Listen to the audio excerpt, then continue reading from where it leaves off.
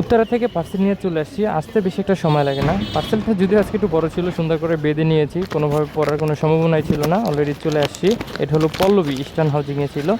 আসতে বেশি একটা আজকে সর্বোচ্চ 12-13 মিনিট লেগেছে। উত্তরা থেকে, উত্তরা 9 নম্বর থেকে, 9 নম্বর রুট থেকে আসছি আর কি। খুব তাড়াতাড়ি চলে আসছি। তো দেখা যাক কত টাকা দেয়।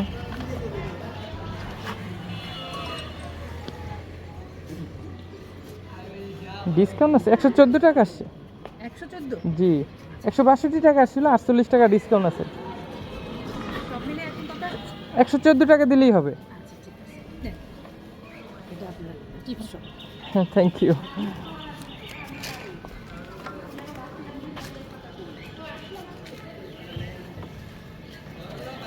200 টাকা পেলাম, যদিও 114 টাকা আছে। এই যে দেখেন ফুল ডিটেলসটা, টিপস সহ যদি আপনারা তো দেখলেনই কত টাকা পেলাম। 200 টাকা, 114 টাকা ভাড়া আসে, 48 টাকা ডিসকাউন্ট। টোটাল 162 টাকা ভাড়া ছিল। 48 টাকা ডিসকাউন্টের পর 114 টাকা ভাড়া পাই আমি।